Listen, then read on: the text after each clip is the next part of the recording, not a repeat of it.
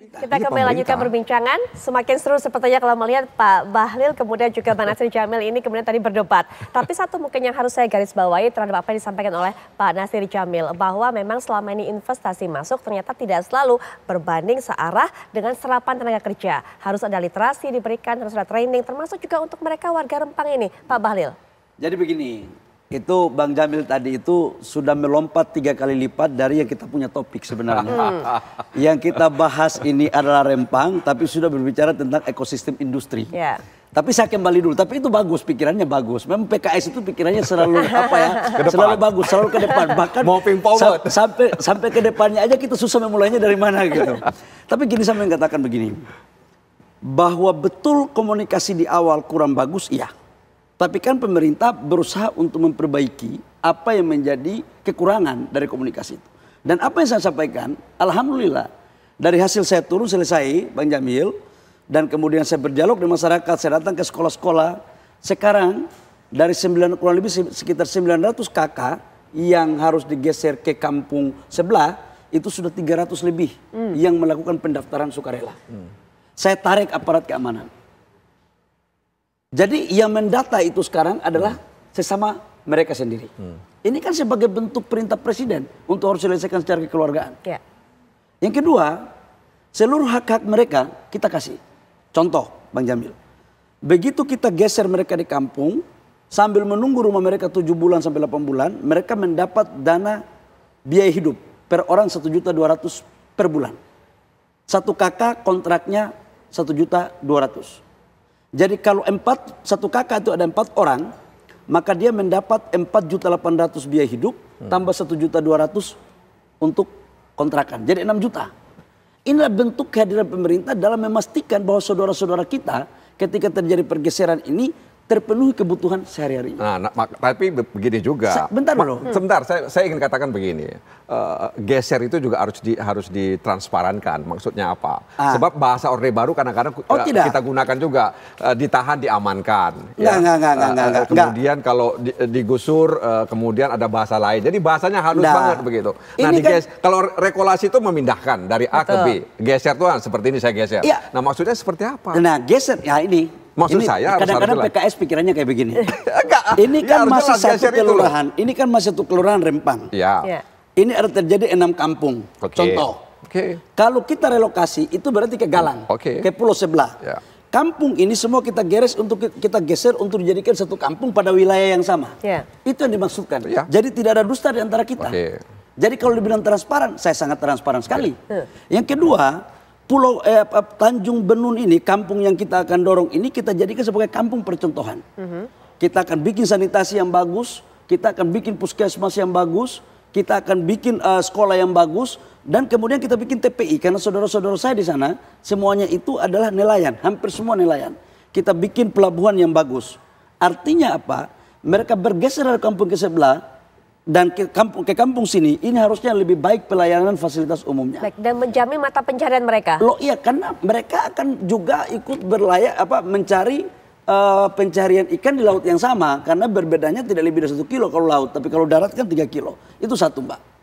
Sehingga apa yang saya mau sampaikan, yakinlah bahwa karena ini saya yang tangani langsung, untuk proses keterlibatan masyarakat di sana, itu baik dalam proses penyediaan lapangan pekerjaan, pelatihan itu akan dilakukan. Nah, yang kedua saya mau jawab apa yang disampaikan oleh Pak Jamil tadi. Kalau kita bicara tentang industri, itu bicara tentang satu ekosistem. Pelatihan itu nggak mungkin dilakukan sekarang kalau belum ada industrinya. Karena pelatihan itu harus dilakukan spesifikasi berdasarkan industri. Jadi masih akan menunggu. Maka sekarang ini kami sudah melakukan inventarisir. Anak-anak kita yang sekarang SMK di sana, Pak Gubernur sama Pak Wali Kota segera inventarisir. Kita sekarang melakukan training duluan. Kita sekolahkan mereka supaya pada saat ini industri jadi, mereka adalah bagian daripada mengelola industri itu. Jadi apa yang Pak Jamil pikirkan tadi itu sudah saya tuangkan, cuman belum saya sampaikan saja. Nah, jadi ini yang orang Papua bilang, kakak belum berpikir, saya sudah bertindak. Nah, kira-kira begitu. Nah, yang kedua adalah saya mau sampaikan tentang lapangan pekerjaan. Indonesia ini akan mengejar pertumbuhan per kapita yang sangat tinggi.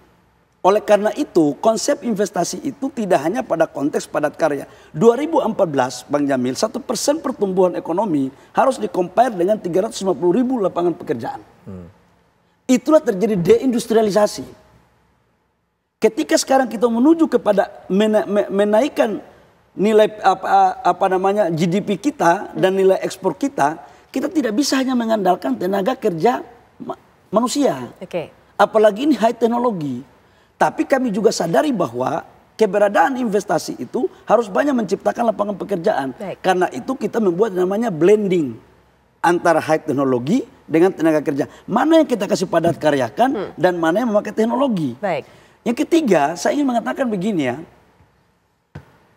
Memang dalam mengurus negara itu tidak bisa parsial. Harus komprehensif. Dan dalam konteks urusan Rempang, ini sekarang kita lakukan adalah pertama yang akan bekerja di sana udah pasti untuk bagian-bagian spesifikasi yang bisa dikerjakan oleh teman-teman kita dalam negeri itu kita prioritaskan. Yang kedua, mereka juga menjadi supplier dari kebutuhan bahan makanan dan itu di dalam AMDAL-nya sudah kita tuankan dan kita suruh kontrakan itu. Yang ketiga adalah saudara-saudara kita yang menjadi pengusaha di sana, apakah menjadi kontraktor barang yang bisa dikerjakan atau menjadi subkontraktor, kita juga libatkan. Sehingga apa yang disampaikan oleh Pak Jamil tadi mengatakan bahwa jangan hanya jadi objek, itu tidak lagi terjadi. Dan saya ini kan orang kampung. Peraturan Menteri Investasi sudah mewajibkan setiap investor yang masuk harus menjadikan orang daerah menjadi tuan di negerinya sendiri. Artinya dia harus menjadi subjek dan objek pembangunan. Nah, oleh karena itu saya pikir bahwa yang terpenting adalah bagaimana kita berpikir positif terhadap investasi ini. Yang kedua Mbak, saya mau sampaikan. Sorry Bang Jamil, ini biar TV One tulis baik-baik. Urusan investasi di Rempang itu tidak hanya persoalan perdebatan antara rakyat kita dengan aparat. Tetapi itu ada pihak lain yang masuk. Pihak lain masuk? Data saya sudah... Dengan tujuan? Data saya sudah ada. Logikanya begini.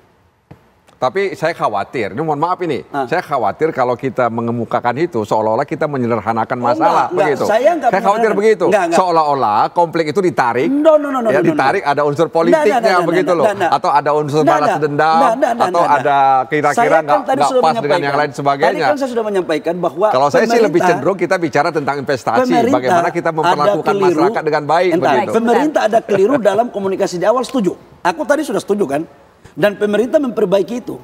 Kita pun sudah ada hasilnya. Dan sekarang Rempang aman. Pergeseran pendaftaran secara sukarela. Tapi saya ingin menyampaikan bahwa ada fakta lain di luar ini bahwa ada dua variabel Mbak. Pihak luar ikut main.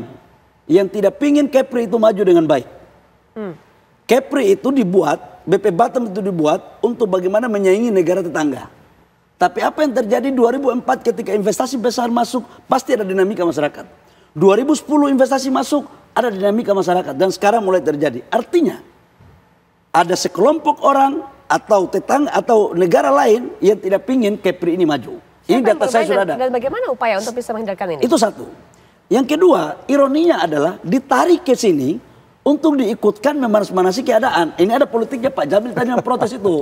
Tapi udahlah, itu antara senior dan junior aja yang tahu. Saya tidak mau bicara di sini. Iya, dan itu kan muncul kan di media sosial muncul. Tapi saya ingin mengatakan contoh sekarang.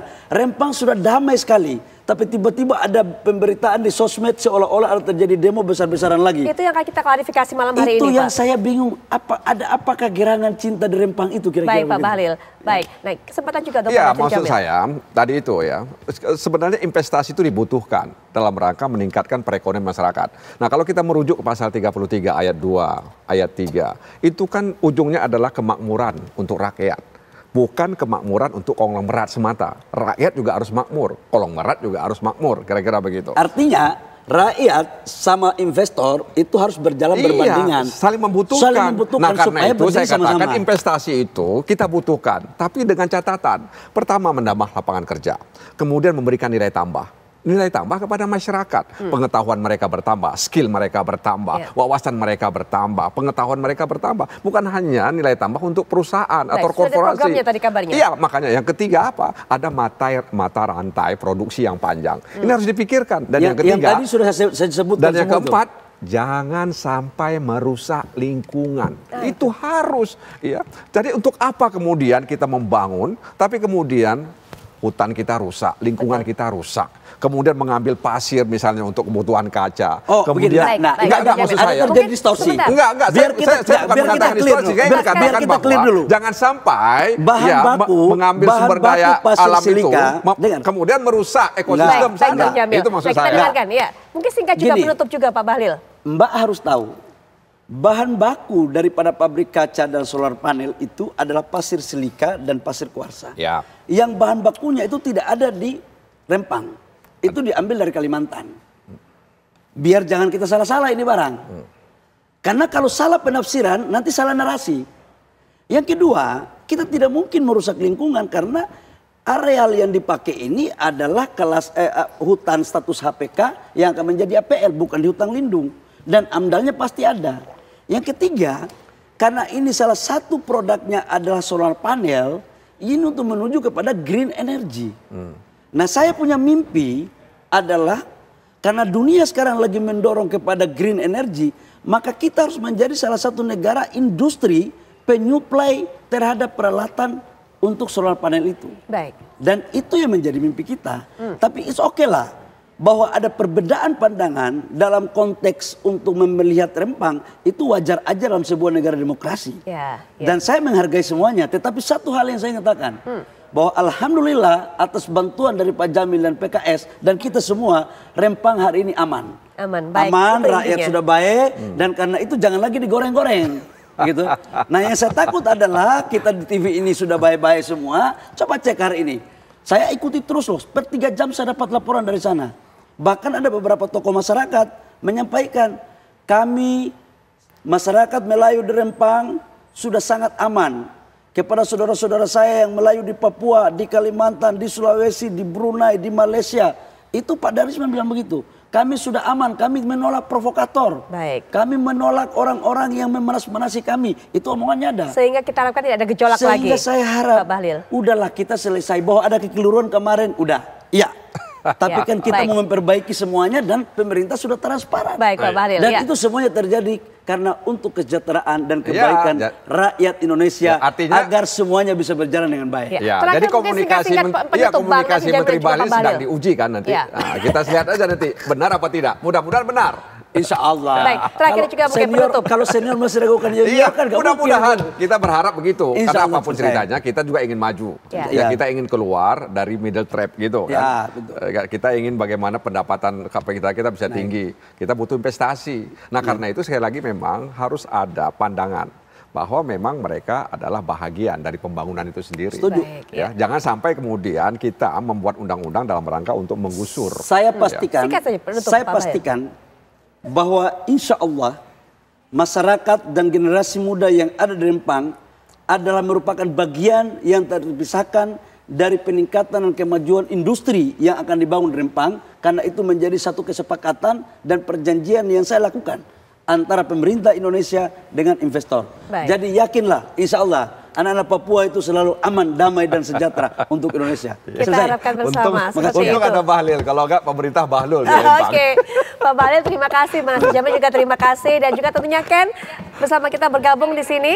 Itu solusi terbaik ya untuk Rempang. Itu dia, kita harapkan tidak ada lagi gejolak dan seperti ditekankan oleh Pak Bahlil tadi bahwa semua masyarakat Rempang aman di sana dan juga pergeseran bisa berjalan dengan stabil dan juga damai. Dan juga terima kasih Pak Bahlil sekali lagi, Bang Nasir Jamil. Percakapan ini juga sekaligus mengakhiri perbincangan kita di Apa Kabar Indonesia Malam. Saya Putri Viola. Dan saya Ken Ana pamit undur diri. Sesaat lagi Indonesia Business Forum akan hadir menemani Anda bersama dengan Anggita Mahlika. Terima kasih, selamat malam. Sampai jumpa.